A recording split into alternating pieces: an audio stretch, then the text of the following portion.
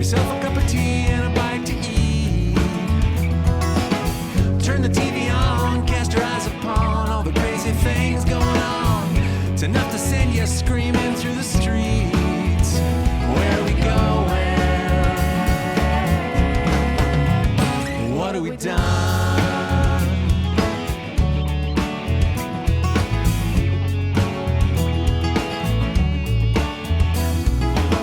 Turn your head and you look away, pretend it's just a movie or a sad, sad play. Then you get up off the couch and you go outside.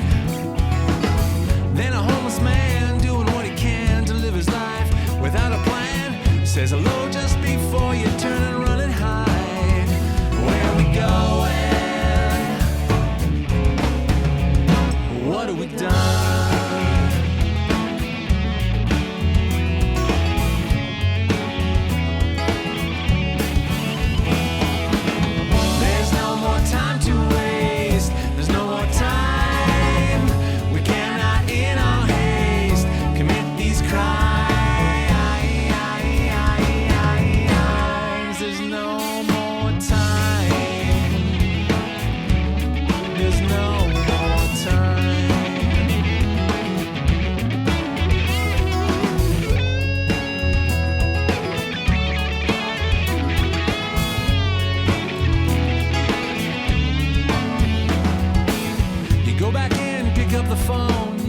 To tell him you don't want to be alone, and you go and hit the bars to have a little fun. Do a drink or two, maybe blow a few to get your mind off feeling so blue, just until you can't remember what you've done. Where are we going? Where are we going? Where are we going? What have we done? What have we done? There's no more time to waste. There's no more time. We cannot in our haste commit these crimes. There's no more time. No more time, no more, no more There's time. no more time. No more time, no more time, no more time. There's no more time. No more time, no more time, no more. There's no more time. No more time, no more time, no more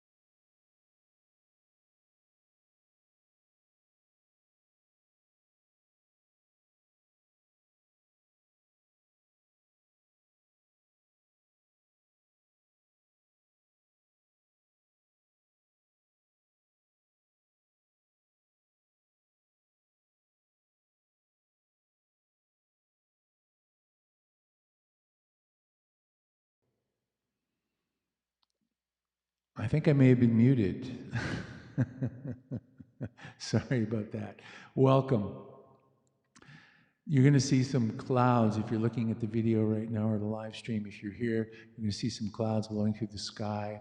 I want you to watch those clouds for a moment. and just try and relax. If you're listening to this and you're not watching it, that's cool too. Just imagine these beautiful clouds that are blowing through the sky. And I want you to sit down if you can and close your eyes, unless you're driving. If you're driving, I don't want you to close your eyes. But if you're not driving, take a moment, sit down, relax, take a deep breath. And I'm going to teach you a little grounding technique that my wife taught to me. And it's something that I use when things get a little chaotic and I'm not feeling grounded, I'm not feeling on the ground, not feeling solid. So in your seated position, if you can, imagine that you have a long tail. And that tail, you're going to send right down through Mother Earth. And you're going to send that tail down as far as you can and as far as you want to. Just imagine that tail burrowing itself through the earth. Keep going down, down as far as you can, as far as you want to. And just go as far as you think you need to go before it feels like it's solidly entrenched in Mother Earth. So feel that tail nice and grounded. Your feet should be on the floor, flat on the floor if possible. Eyes still closed. And now think of the sun. And think of the heat of the sun, the beautiful rays from the sun. And have those rays come through the top of your head and warm your entire body. So here you are sitting, you're very relaxed. And you're nice and warm. And you're grounded right in Mother Earth as far as you can be. And you're feeling solid and centered and ready to carry on with the day. Hey everybody, I hope you enjoyed that. It's a little technique, a little grounding technique, as I mentioned, from my wife, Risa Prock, who will be a guest on my show pretty soon. We're going to talk about something, maybe even next week, because next week's episode is right up her alley, and I'll tell you more about that later. I'm Herky Cutler, and I am your host for this show called Leadership 2020, and I'm so glad you're here with me, whether you're here live or whether you're going to watch it later on the video. Wonderful to have you here.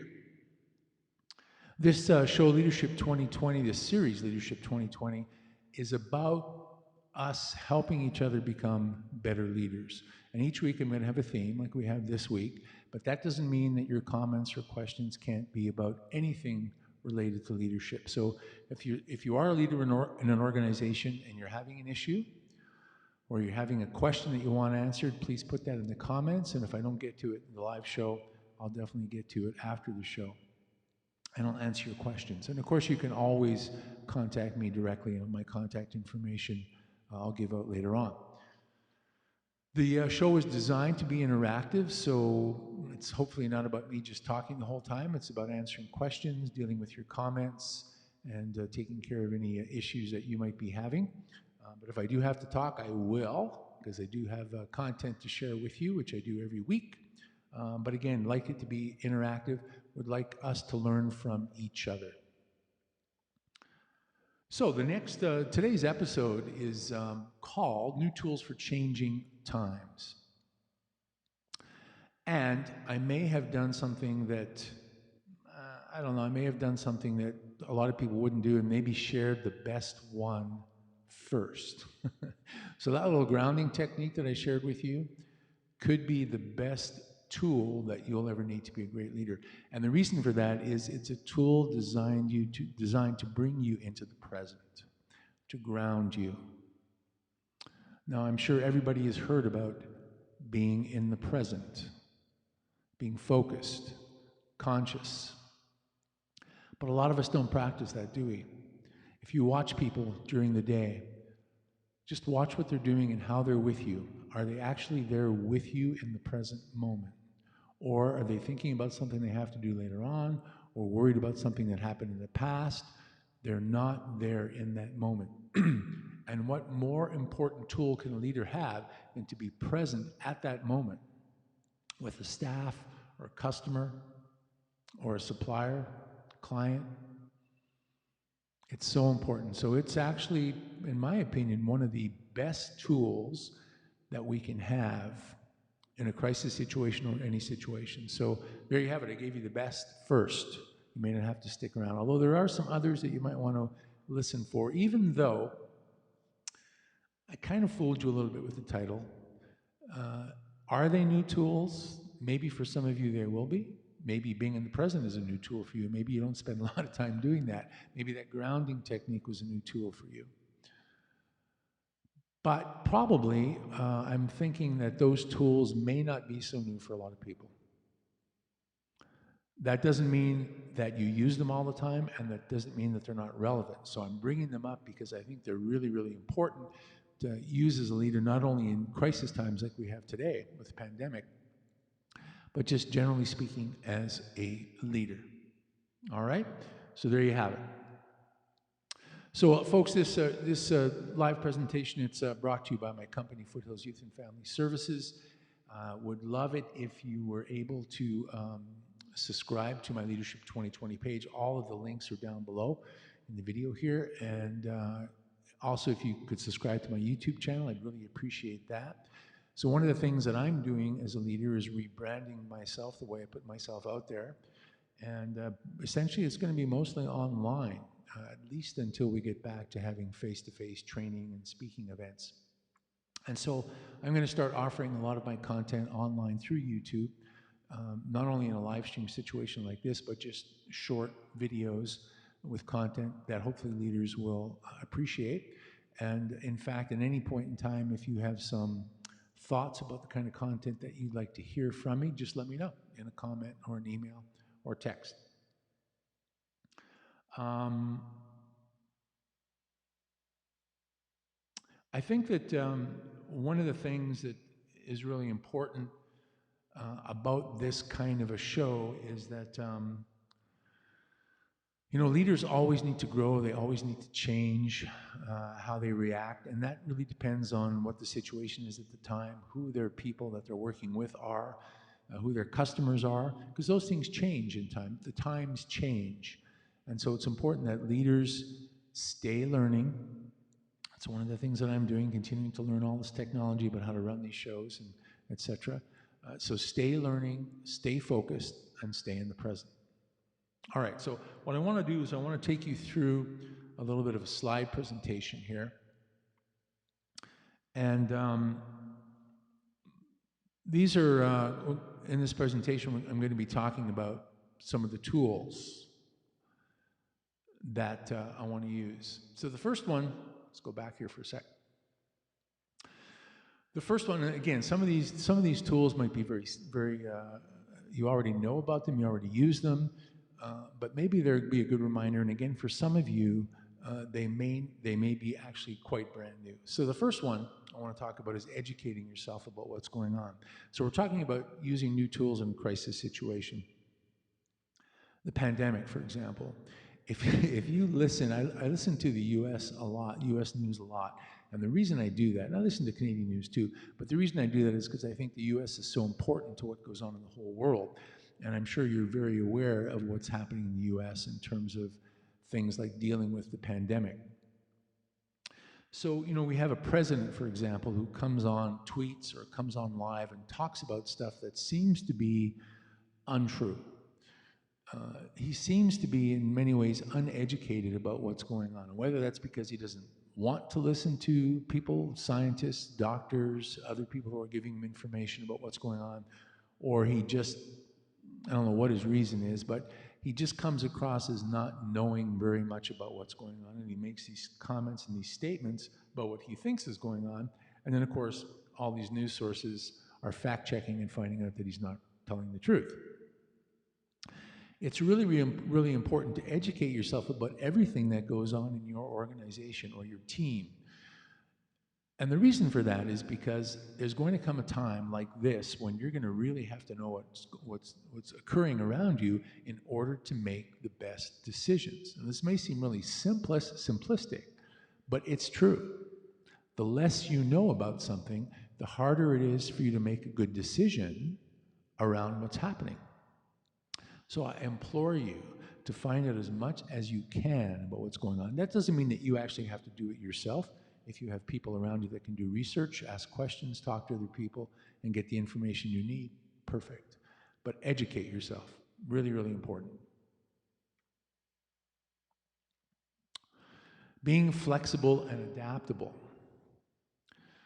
You know, I've been around the block a few times now, and I realize that the more rigid that I am, the more set in my ways, the more trouble I have. Organizations are organic, ladies and gentlemen.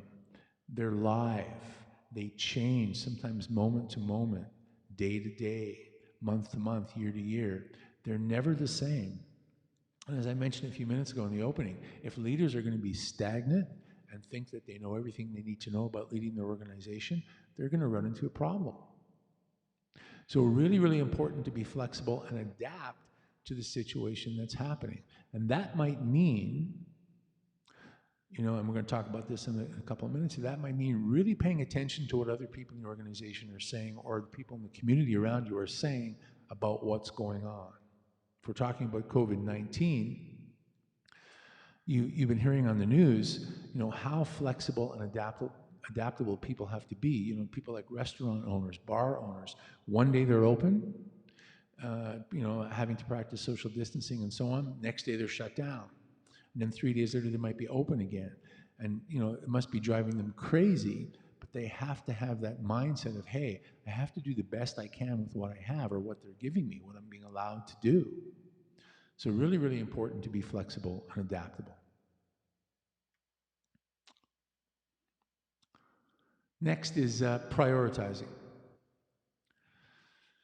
Most of you probably do this, but it's such an important tool. When you have to make a decision in a difficult situation, the decision better be one that has something to do with something that's high on the priority list. Because if it's not high on the priority list, then why bother spending the time at that moment when other things are more important? So it's really, really important to prioritize. A lot of people don't do that. So sometimes people make lists, right? Lists of things to do, and then they just go, you know, from number one, number two down the list, and they're not necessarily prioritizing what needs to be done first. So by all means, if you're a list maker, make that list, but prioritize, set priorities about what needs to be done first, especially in a crisis situation like COVID. So again, when you look back at some of the countries in the world and the way they've handled COVID, and some of the countries who've done really, really well at handling the virus and the pandemic, is probably because, first of all, they've educated themselves as much as they can about what's available out there in terms of information, and then they've prioritized what they think is important to them.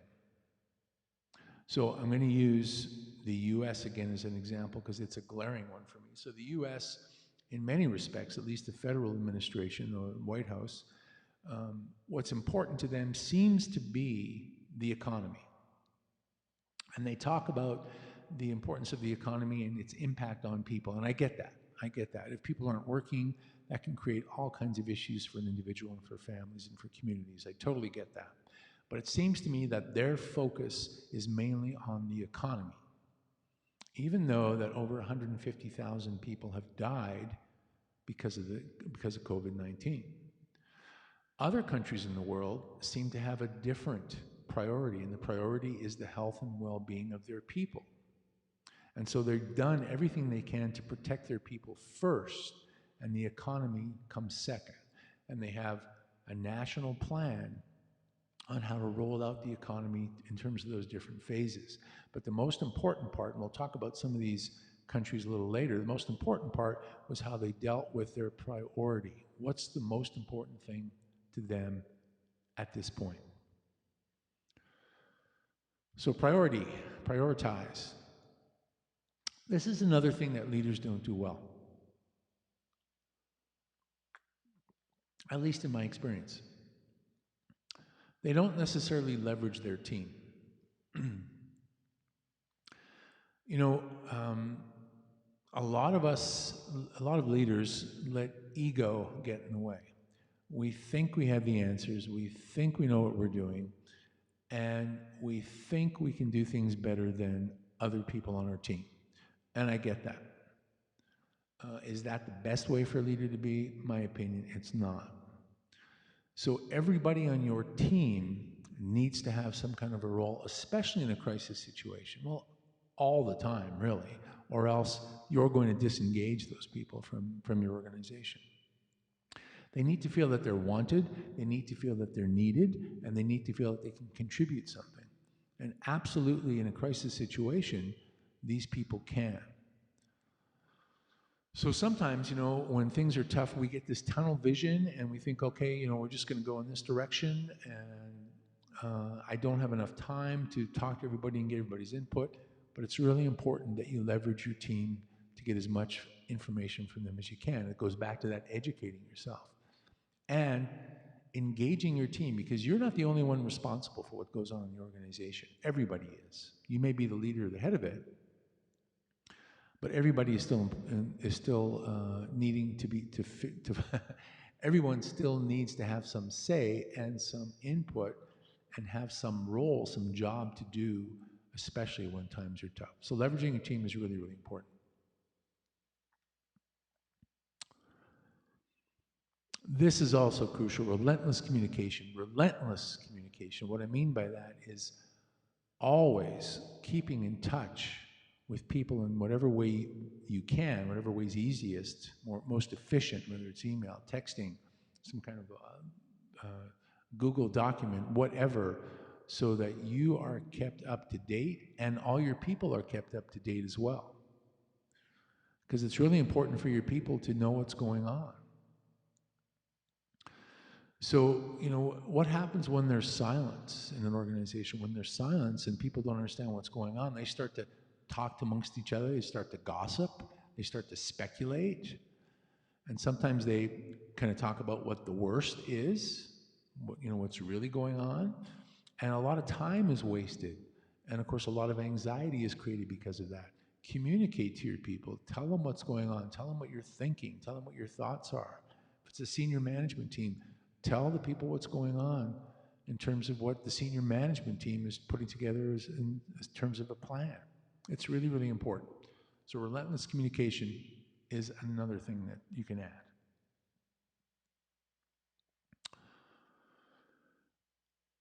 And creating connections. So this relates to a number of the things I've mentioned already. It relates to educating yourself. You might need to find out information from people within your organization that you don't normally talk to on a day-to-day basis if it's large enough. You might need to find out things from people outside the organization, or material that's being written about what's going on outside the organization. You need to create connections between all the team leaders and supervisors and people in your organization who are going to help you implement a plan, whatever that plan is, to deal with a crisis situation. And those relationships are crucial, aren't they?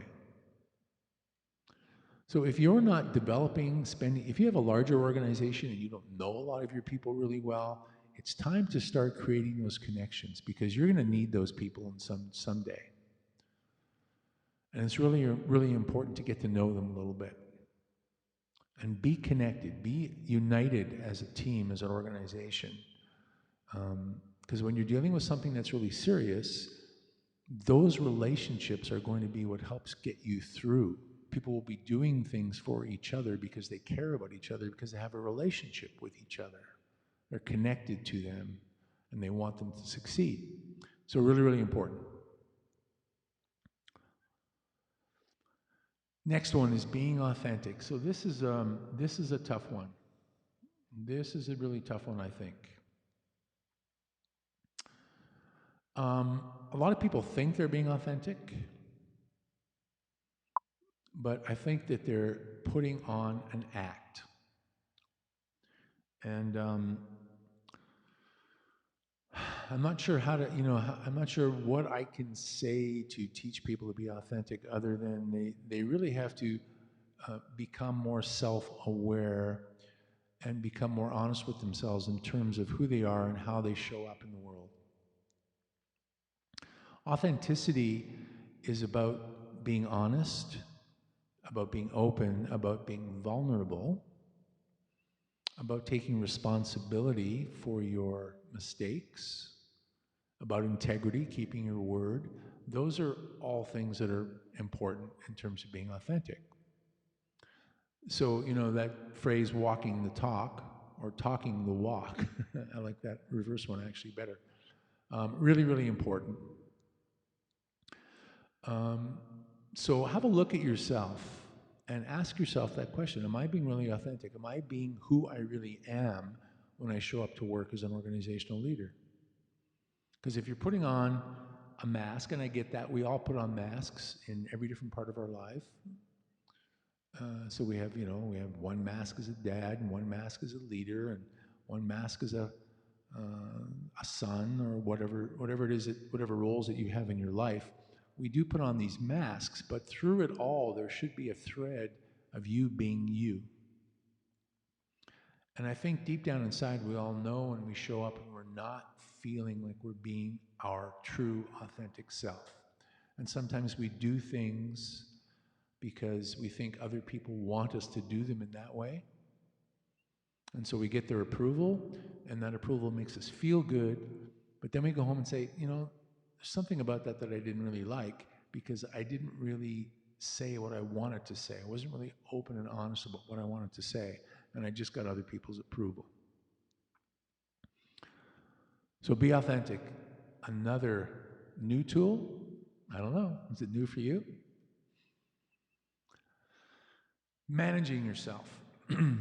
So I love it when somebody brings up the notion of, well, work is work, and my personal life is my personal life. And I get that concept.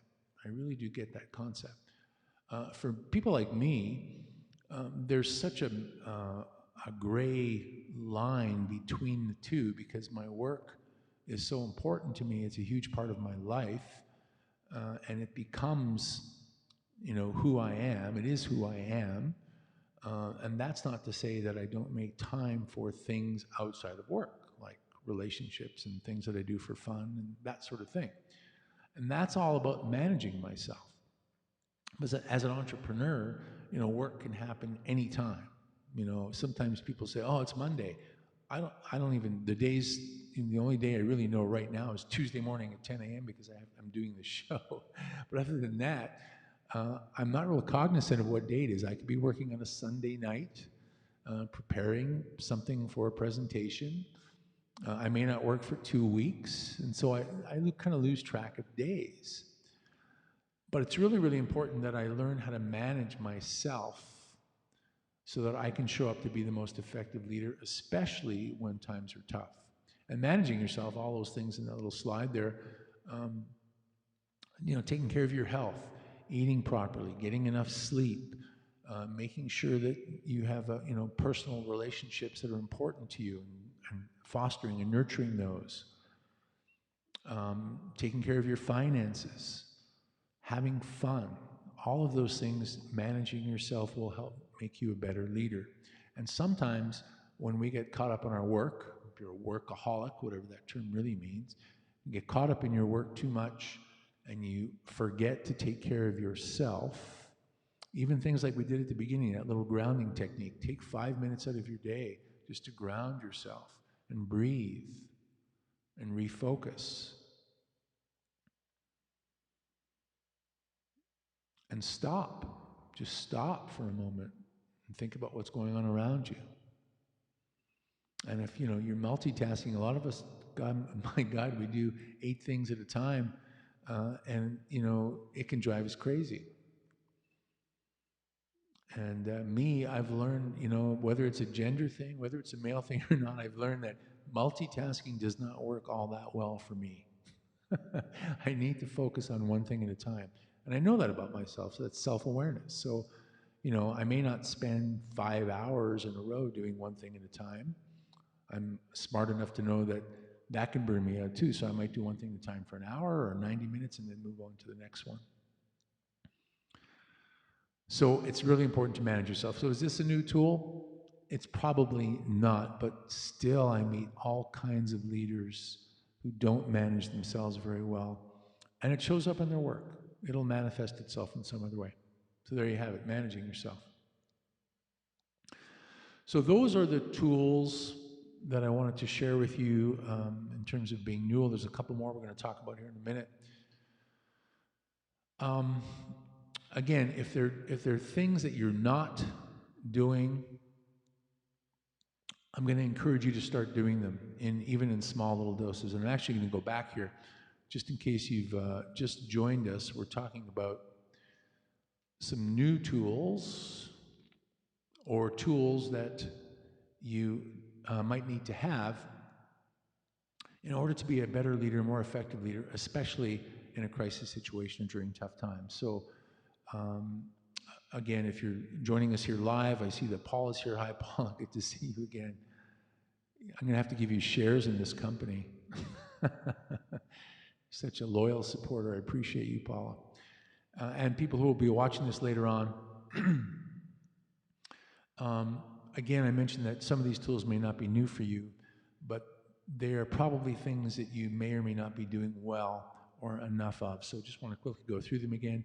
Educating yourself, finding out as much as you can about a situation, being flexible and adaptable in a tough situation, in a crisis like this pandemic. Things change really quickly from moment to moment, day to day, for sure.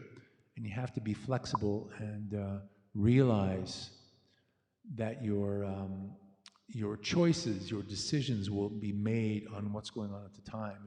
If you're not keeping up with what's going on and being flexible, your decision might be too late for what just occurred. Prioritizing, same deal. You gotta choose which is the most important thing going on right now so that you can make the decision for that. Again, I'm just running through these really quickly for those of you who are just joining us live, or if you're joining us through the video replay. Leveraging your team, making sure that you use as much of your team as you possibly can. Make them feel wanted, make them feel needed, give them a role, give them responsibility. That's going to engage your team. And what better thing to have when you're going through a crisis situation? Relentless communication. Keep open with this communication. Keep on talking to them. Make sure that they know what's going on. If you're a lone CEO or part of a senior management team, share what you're thinking with respect to the kinds of decisions you're going to be making, because it's going to affect everyone, right? So relentless communication. Keep it going. Making sure you have connections both within the organization and beyond the organization. You're going to need as many people and closely connected to those people as possible to make the right decisions and get support for those decisions. So create connections. Being authentic. We're going to talk a little bit more about that when I show you a little video.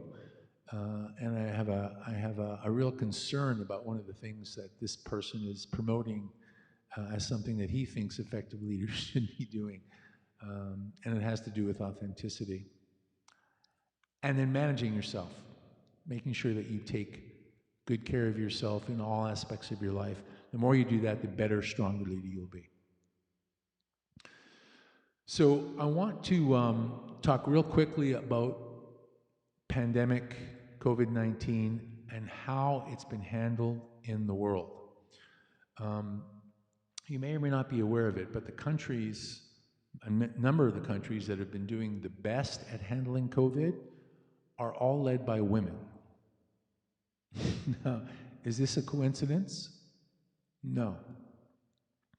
And in fact, next week's episode is going to be all about that, and we'll talk more about that at the end. But quickly, I want to run through just 5 of these women, and they've been given attributes in this article that I found about them in terms of their leadership quality that kind of shone through in order to make their country safer than a lot of other countries in the world when this thing hit. So Angela Merkel from Germany. So the quality she was attributed was truth, because she kept telling people the truth about what was going on and how serious the pandemic was from her perspective and her people's perspective. And she didn't hold anything back. She just kept telling them the truth. And because of that, the country rallied behind her, and they had a very significant way of dealing with COVID-19 in terms of, you know, how many cases they had, how many deaths they had, and they're still in that situation today where their economy, you know, opened a lot sooner than North America, for example.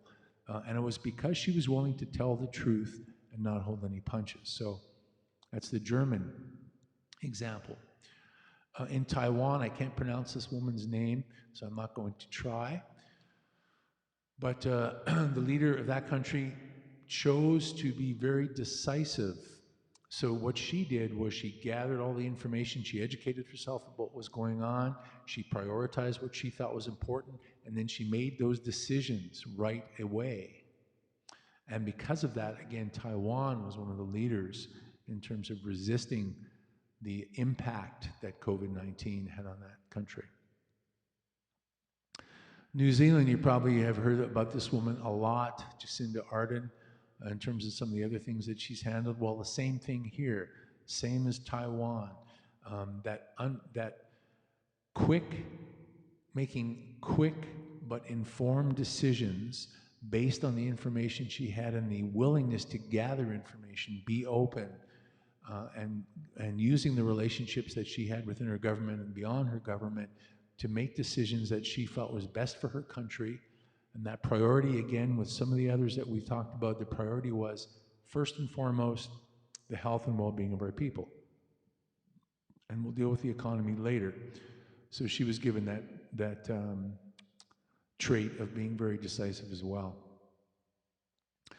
In Iceland, again, a name I can't pronounce, her last name, she was attributed with technology because what she did was she gathered all the information she needed about testing.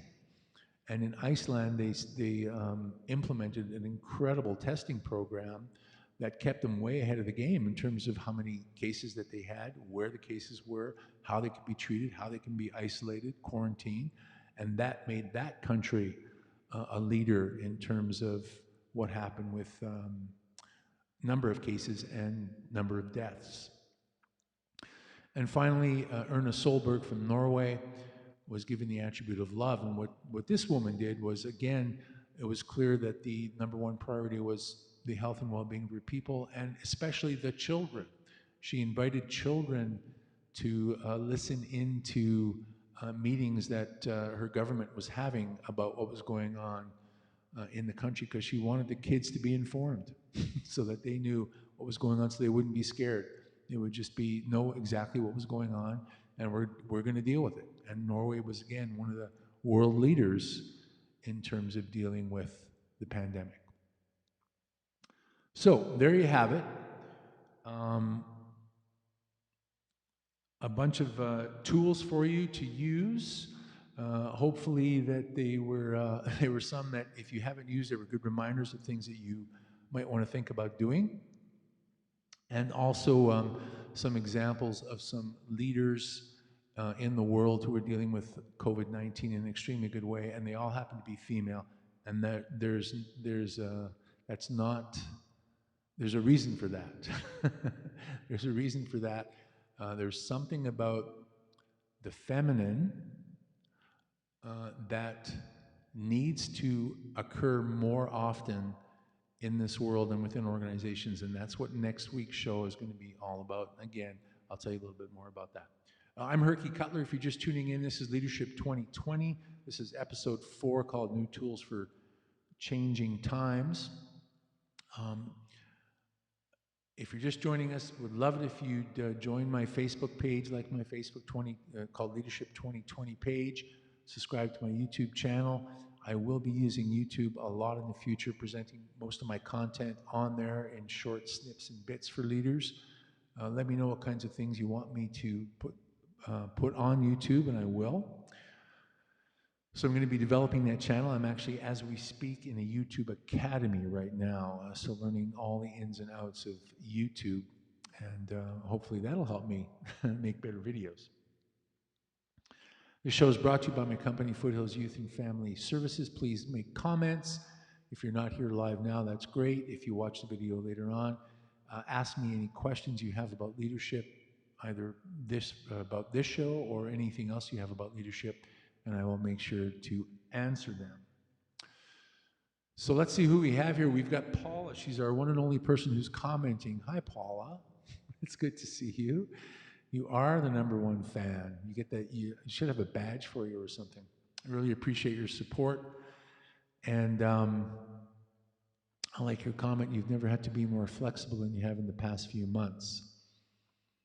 And imagine if you weren't that way.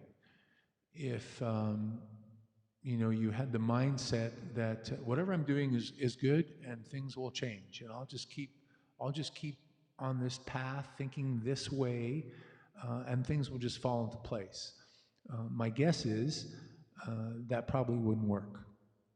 And knowing that you are pretty aware of what's going on inside of you and around you, that you just keep on finding ways to move through your world to make the best of it. And that flexibility and adaptability is huge. And so I commend you for doing that. Very cool. And thanks again for being here. All right. Today, we're going to talk to you about 3 tips to help you lead in times of crisis. Sorry about that. I wanted to set that video up first. So I'm going to show a video here that talks about 3 different ways to deal with crisis situations. And I agree with the first 2 for sure, but I totally disagree with the third. And I'm going to have a little discussion about that at the end of it. So short video, have a listen, and I'll be right back.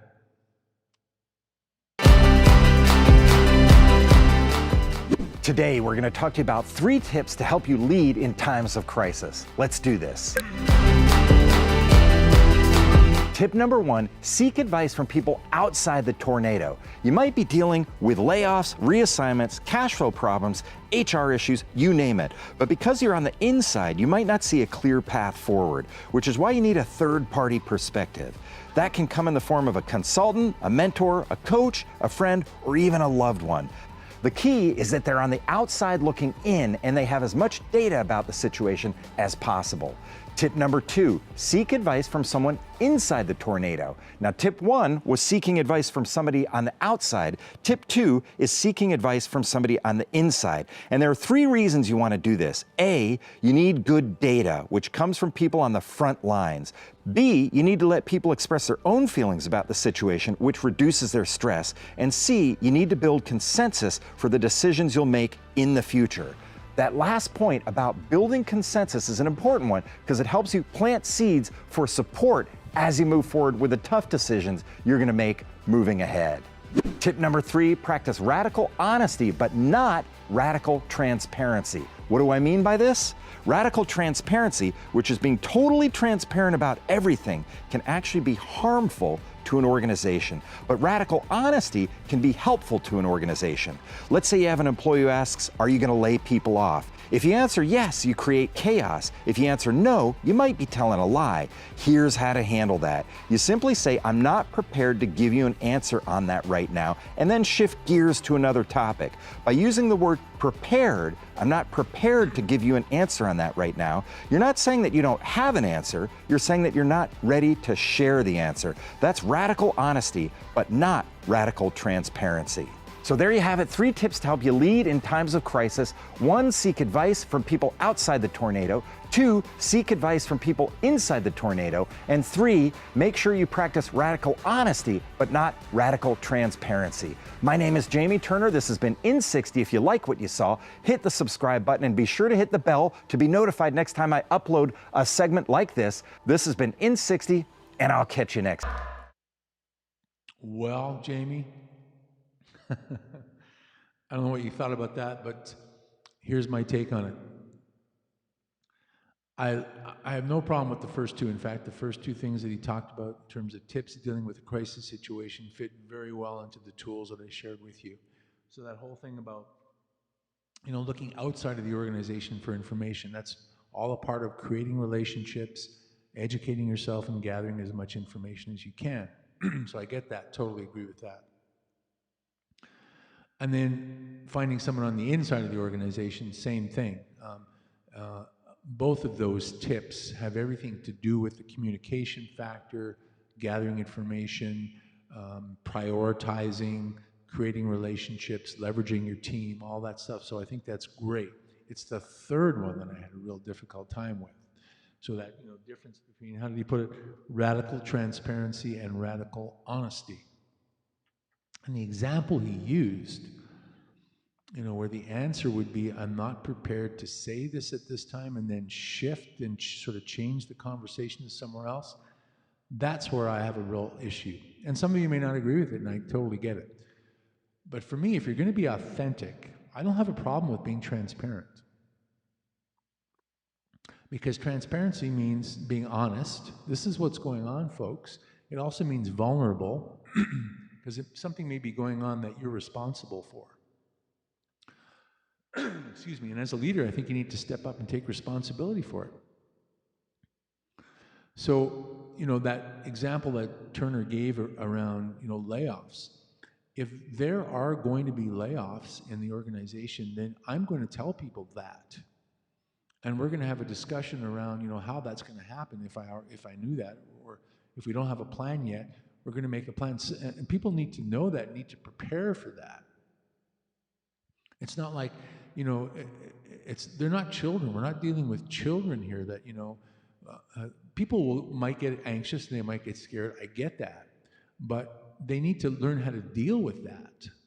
That's part of them progressing in their own career and their own personal life in terms of being a better human being, a stronger human being, a better leader. You need to be able to deal with adversity. You need to be able to deal with whatever comes at you. So me hiding it from you, until it's in your face, well, yeah, we're having layoffs and they're starting tomorrow and you're one of them. So maybe the person didn't have to worry for 3 weeks up to that point, but the person's damn worried now. And maybe that person could have spent that time once they got over the initial shock, which of course they're going to deal with, but maybe they can spend that time actually preparing for the layoff, potential layoff, it might be them, and starting to look around for another job. So I had a real problem with withholding that kind of information. Radically transparent versus being radically honest. I think being authentic is you're open, you're honest, and you are transparent. Now that doesn't mean I have to bear everything that goes on within me to you, especially if it's not things related to the organization, about my past or whatever, my fears. But if something's going on within a company that you're working in and I'm your leader, then I am going to be as open and transparent as possible.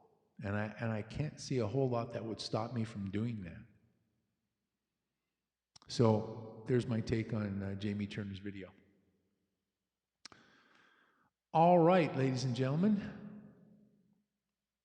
There's a little quote that kind of relates, and this could be the best tool that I'm going to offer you today.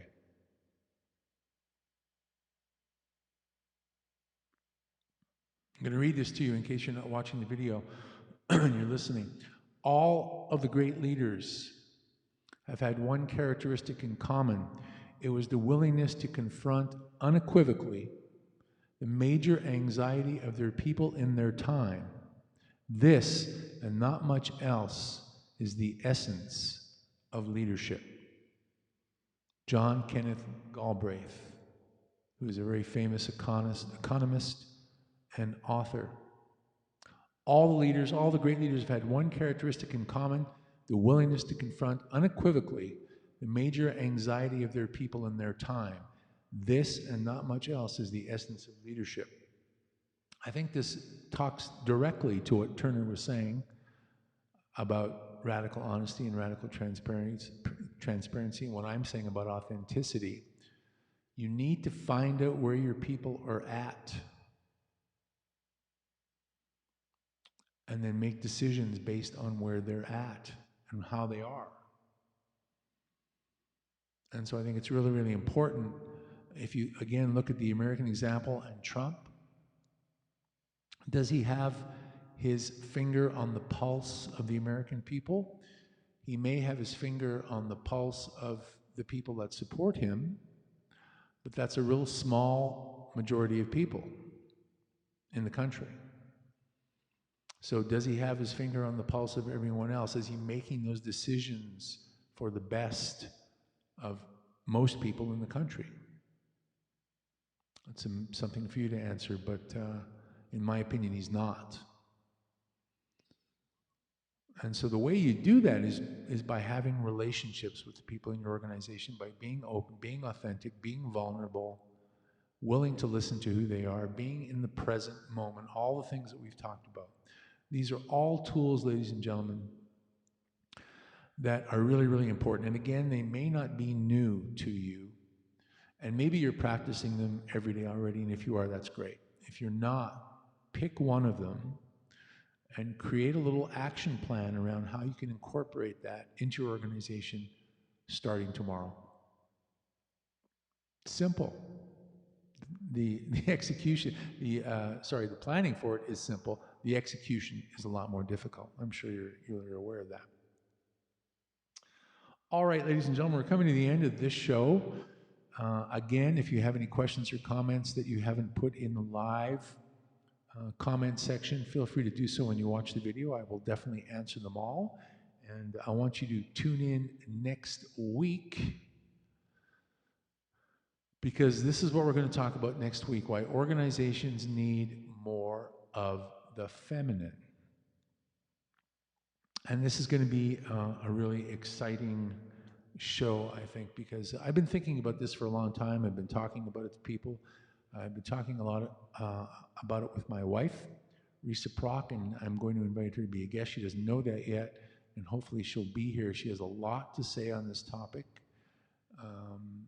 And I think it's really important for leaders, especially male leaders, to learn about what that means. What does it mean for an organization to be more feminine? Tune in next week, ladies and gentlemen. Thank you so much for being here today. This is Herky Cutler. I want to wish you a fantastic day, and we'll see you next week. Same time, same bat station. Take good care. And remember, if you're not loving what you do, you're not doing what you love. Take care, my friends. 1, 2, 3, 4.